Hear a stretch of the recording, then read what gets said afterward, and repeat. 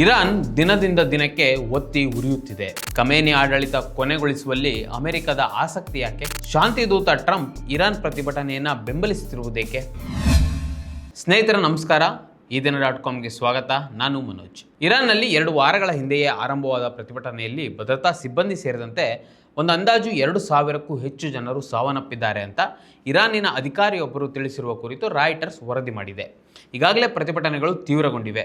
Iran ದೇಶದ ಸರ್ವೋಚ್ಚ ನಾಯಕ ಅಯತೊಲ್ಲಾ ಅಲಿ ಖಮೇನಿ ಆಡಳಿತದ ವಿರುದ್ಧ ಶುರುವಾದ ಪ್ರತಿಭಟನೆಗಳು ದೊಡ್ಡ ಆಂದೋಲನದ ಸ್ವರೂಪ ಪಡೆದುಕೊಂಡಿವೆ.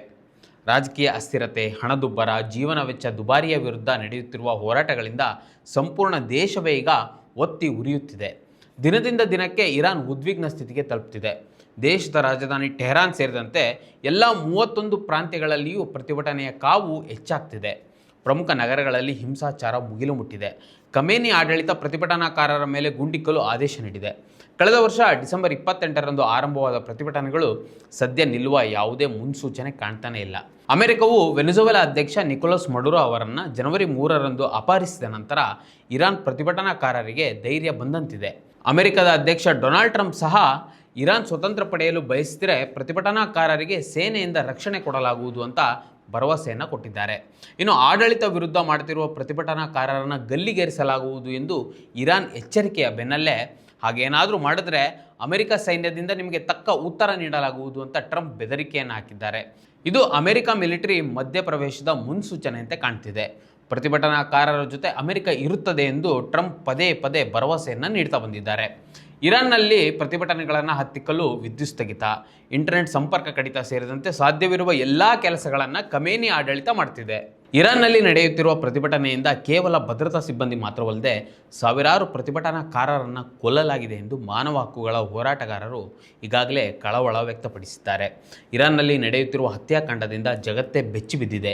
ಇದನ್ನು ತಡೆಯುವಲ್ಲಿ ಜಾಗತಿಕ ಶಕ್ತಿಗಳು ಮುಂದೆ ಬರಬೇಕು ಎಂದು ಅಮೆರಿಕ ಬೆಂಬಲಿತ centre for human rights in Iran ಮನವಿ ಮಾಡಿದೆ. ಇರಾನ್ನಲ್ಲಿ ಬಹುತೇಕ ಶಿಯಾ ಮುಸ್ಲಿಮರಿದ್ದಾರೆ. ಹಲವು ದಶಕಗಳಿಂದ ಇರಾನ್ನಲ್ಲಿರುವುದು ಧಾರ್ಮಿಕ ಪ್ರಭುತ್ವ. ಅಲ್ಲಿನ ಪರಮೋಚ್ಚ ನಾಯಕ ಅಯತೊಲ್ಲಾ ಅಲಿ ಖಮೇನಿ ಒಬ್ಬ ಧರ್ಮಗುರು.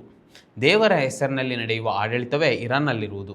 ಮೊದಲ ಬಾರಿಗೆ ದೇವಪ್ರಭುತ್ವದ ವಿರುದ್ಧ ಜನರು ಬೀದಿಗಿಳಿದಿದ್ದಾರೆ. ಈ ಪ್ರತಿಭಟನೆಯಿಂದ ಖಮೇನಿ ಆಡಳಿತ ಯಾವ ಕ್ಷಣದಲ್ಲಾದರೂ ಕುಸಿಯಬಹುದು ಎಂದು ವಿಶ್ಲೇಷಕರು ಅಭಿಪ್ರಾಯಪಟ್ಟಿದ್ದಾರೆ. ಇನ್ನು ರಾಜಕೀಯ ಅಸ್ಥಿರತೆ ಹಾಗೂ ಆರ್ಥಿಕತೆ ವಿಫಲಗೊಳ್ಳುತ್ತಿರುವುದೇ ಪ್ರತಿಭಟನೆಗೆ ಕಾರಣವೆಂದು ಗುರುತಿಸಲಾಗಿದೆ. ಖಮೇನಿಯನ್ನು ಅಧಿಕಾರದಿಂದ ಕೆಳಗಿಳಿಸುವುದೇ ನಮ್ಮ ಗುರಿ ಎಂದು ಪ್ರತಿಭಟನಾಕಾರರು ಘೋಷಿಸಿದ್ದಾರೆ.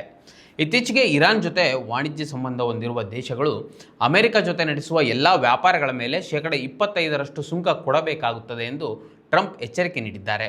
ಈ ಎಚ್ಚರಿಕೆಯು ಘೋಷಣೆಯಾಗಿ ಮಾರ್ಪಟ್ಟು ಈ ಸುಂಕ ತಕ್ಷಣದಿಂದಲೇ ಜಾರಿಗೆ ಬರಲಿದೆ ಎಂದು ಟ್ರುತ್ ಸೋಷಿಯಲ್ನಲ್ಲಿ ಪೋಸ್ಟ್ ಮಾಡಿದ್ದಾರೆ. ಅನೇಕ ದಶಕಗಳಿಂದಲೂ ಇರಾನ್ ಅಮೆರಿಕದ ಬದ್ಧವೈರಿ. ಆದ್ದರಿಂದ ಅಮೆರಿಕ ಮತ್ತು ಇಸ್ರೇಲ್ ದೇಶಗಳು ಪ್ರತಿಭಟನೆಯ ಉದ್ವಿಗ್ನತೆಗೆ ನೇರ ಕಾರಣ. ಅಮೆರಿಕವನ್ನು ಮೆಚ್ಚಿಸಲು ಪ್ರತಿಭಟನೆ ನಡೆಸಲಾಗುತ್ತಿದೆ ಎಂದು ಖಮೇನಿ ಆಡಳಿತ ಹೇಳಿದೆ. ಪ್ರತಿಭಟನೆಯು ಧರ್ಮ ವಿರೋಧಿ ನಡೆ, ಇಲ್ಲಿಗೆ ನಿಲ್ಲಿಸದೆ ಹೋದರೆ ಗಲ್ಲಿಗೇರಿಸಲಾಗುವುದು ಎಂದು ಇರಾನ್ನ ಅಟಾರ್ನಿ ಜನರಲ್ ಹೇಳಿದ್ದಾರೆ. ನೇಪಾಳ ಹಾಗೂ ಬಾಂಗ್ಲಾದೇಶದಂತೆ ಇಲ್ಲಿಯೂ ಸರ್ಕಾರ ಪತನಗೊಳ್ಳುವ ಸಾಧ್ಯತೆ ಇದೆ. ಅಮೆರಿಕ ಮಧ್ಯಪ್ರವೇಶಿಸಿ ಪ್ರತಿಭಟನಾಕಾರರನ್ನು ಬೆಂಬಲಿಸಿದರೆ ಖಮೇನಿ ರಷ್ಯಾಕ್ಕೆ ಪಲಾಯನ ಮಾಡಬಹುದು ಎಂದು ಅಂತಾರಾಷ್ಟ್ರೀಯ ಮಾಧ್ಯಮಗಳು ಈಗಾಗಲೇ ವರದಿ ಮಾಡಿವೆ. ಪ್ರತಿಭಟನೆಗೆ ರೇಜಾ ಪಹ್ಲವಿ ಬೆಂಬಲ. ಹಲವು ವರ್ಷಗಳು ಇರಾನ್ನಲ್ಲಿ ರಾಜಪ್ರಭುತ್ವ ಆಡಳಿತ ನಡೆಸುತ್ತಿತ್ತು. ಅಲ್ಲಿನ ದೊರೆಯನ್ನು ಶಾ ಎಂದು ಕರೆಯುತ್ತಿದ್ದರು. 1979ರಲ್ಲಿ ಮೊದಲ ಬಾರಿಗೆ ದೊಡ್ಡ ಮಟ್ಟದಲ್ಲಿ ಇಸ್ಲಾಂ ಕ್ರಾಂತಿ ನಡೀತದೆ. ಕ್ರಾಂತಿಯ ವೇಳೆ ಇರಾನ್ ಶಾ ಆಗಿದ್ದವರು ಮೊಹಮ್ಮದ್ ರೇಜಾ ಪಹ್ಲವಿ. ಇವರೇ ಇರಾನಿನ ಕೊನೆಯ ಶಾ ಆಗಿದ್ದರು. ಅಮೆರಿಕ ಸೇರಿದಂತೆ ಪಶ್ಚಿಮ ದೇಶಗಳೊಂದಿಗೆ ಉತ್ತಮ ಸಂಬಂಧವನ್ನು ಹೊಂದಿದ್ದ ಇವರು ಇಸ್ಲಾಂ ಕ್ರಾಂತಿಯ ಪರಿಣಾಮವಾಗಿ 11 ಫೆಬ್ರವರಿ 1979ರಂದು ಅಧಿಕಾರದಿಂದ ಕೆಳಗಿಳಿಯಬೇಕಾಗ್ತದೆ. ಅದಾಗಿ 1 ವರ್ಷದ ನಂತರ ಕ್ಯಾನ್ಸರ್ ಕಾಯಿಲೆಯಿಂದ ಮೃತಪಟ್ಟರು. ಅವರ ಮಗ ರೇಜಾ ಪಹ್ಲವಿ ಈಗ ಅಮೆರಿಕದ ವಾಷಿಂಗ್ಟನ್ನಲ್ಲಿ ನೆಲೆಸಿದ್ದಾರೆ. ಇಸ್ಲಾಂ ಕ್ರಾಂತಿ ನಡೆಯುವ ವೇಳೆ 17 ವರ್ಷದ ಬಾಲಕನಾಗಿದ್ದ ರೇಜಾ ಪಹ್ಲವಿ ತಮ್ಮ ಮಾತೃಭೂಮಿಯಾದ ಇರಾನ್ನಲ್ಲಿ ಪ್ರತಿಭಟನೆಗಳು ನಡೆದಾಗಲೆಲ್ಲ ಬೆಂಬಲಕ್ಕೆ ಬರ್ತಾರೆ. ಈಗ 65 ವರ್ಷದ ಪಹ್ಲವಿ ಮತ್ತೆ ಇರಾನ್ಗೆ ಮರಳುವ ಮುನ್ಸೂಚನೆಯನ್ನು ಕೊಟ್ಟಿದ್ದಾರೆ. ಸ್ವದೇಶದ ಜನರು ಬದಲಾವಣೆಯನ್ನು ಬಯಸಿ ನಡೆಸುತ್ತಿರುವ ಪ್ರತಿಭಟನೆಗೆ ಸಂಪೂರ್ಣ ಬೆಂಬಲವಿದೆ ಎಂದು ಘೋಷಣೆ ಮಾಡಿದ್ದಾರೆ. ಇರಾನ್ನಲ್ಲಿ ಪ್ರತಿಭಟನೆಯಿಂದ ಸಾಯುತ್ತಿರುವವರ ಪರ ಜಾಗತಿಕ ಶಕ್ತಿಗಳು ಮಾತನಾಡಬೇಕಿದೆ ಎಂದು ಮನವಿ ಕೂಡ ಮಾಡಿದ್ದಾರೆ. 2022ರಲ್ಲಿ ನಡೆದ ಪ್ರತಿಭಟನೆಗೂ ರೇಜಾ ಪಹ್ಲವಿ ಬೆಂಬಲ ಸೂಚಿಸಿದರು. ಪೈಲಟ್ ತರಬೇತಿಗಾಗಿ ಅಮೆರಿಕದ ಟೆಕ್ಸಾಸ್ಗೆ ತೆರಳಿದ್ದ ರೇಜಾ ಅವರು ಮಾತೃಭೂಮಿಗೆ ಮರಳುವ ನಿರೀಕ್ಷೆ ಇದೆ. ಪ್ರಸ್ತುತ ಪ್ರತಿಭಟನೆಯನ್ನು ದೃಢವಾಗಿ ಬೆಂಬಲಿಸಿದ್ದು ಇಸ್ಲಾಮಿಕ್ ಗಣರಾಜ್ಯ ಕುಸಿದರೆ ಹೊಸ ಸರ್ಕಾರ ಮುನ್ನಡೆಸುವಲ್ಲಿ ನಾನು ಸಿದ್ಧನಿದ್ದೇನೆ ಎಂದು ಪ್ಯಾರಿಸ್ನಲ್ಲಿ ಪತ್ರಿಕಾಗೋಷ್ಠಿ ನಡೆಸಿ ರೇಜಾ ಪಹಲವಿ ಹೇಳಿದ್ದಾರೆ. ಈಗಾಗಲೇ ಮಧ್ಯಂತರ ಸರ್ಕಾರಕ್ಕೆ ಇರಾನ್ ಜನರು ಮನಸ್ಸು ಮಾಡಿದರೆ 100 ದಿನಗಳ ಯೋಜನೆಯನ್ನು ರೂಪಿಸುವುದಾಗಿ ರೇಜಾ ಹೇಳಿದ್ದಾರೆ. ನಮ್ಮ ತಂದೆ ಬಿಟ್ಟು ಹೋದ ಅನೇಕ ಕೆಲಸಗಳನ್ನು ಮುಂದುವರಿಸುವ ಜೊತೆಗೆ ಇರಾನ್ನಲ್ಲಿ ಪ್ರಜಾಪ್ರಭುತ್ವ ನಿರ್ಮಿಸುವುದಾಗಿ ಭರವಸೆಯನ್ನು ಕೊಟ್ಟಿದ್ದಾರೆ. ದಶಕಗಳ ಕಾಲ ಸ್ವದೇಶದಿಂದ ದೂರವಿದ್ದ ಪಹಲವಿ ಅವರನ್ನು ಇರಾನ್ ಜನರು ಬೆಂಬಲಿಸಲಿದ್ದಾರೆ ಎಂದು ಹೇಳುವುದು ಸ್ವಲ್ಪ ಕಷ್ಟ. ಪ್ರತಿಭಟನಾಕಾರರಿಗೆ ಖಮೇನಿ ಸರ್ಕಾರ ಕಿತ್ತೊಗೆಯುವುದೊಂದೇ ಗುರಿಯಾಗಿದೆ. ಇದನ್ನು ಹೊರತುಪಡಿಸಿ ಪ್ರತಿಭಟನಾಕಾರರು ಮುಂದಿನ ಆಡಳಿತದ ಬಗ್ಗೆ ಇಲ್ಲಿಯವರೆಗೂ ಯಾವುದೇ ನಿಲುವನ್ನು ತೆಗೆದುಕೊಂಡಿಲ್ಲ. ದೇವಪ್ರಭುತ್ವ ಕೊನೆಗಾಣುವ ಸಾಧ್ಯತೆ. 1979ರಂದು ಇರಾನ್ನಲ್ಲಿ ಇಸ್ಲಾಮಿಕ್ ಕ್ರಾಂತಿ ನಡೆದು ದೇವಪ್ರಭುತ್ವ ಆಡಳಿತಕ್ಕೆ ಬಂತು. ಮೊದಲ ಧರ್ಮಗುರು ರುಹುಲ್ಲಾ ಖೊಮೇನಿ ನಡೆಸಿದ ಇಸ್ಲಾಂ ಕ್ರಾಂತಿಯಿಂದ ರಾಜಪ್ರಭುತ್ವ ಕೊನೆಗೊಳ್ತು. ಅಂದಿನಿಂದ Iran Islamic republic of Iran ಆಯಿತು.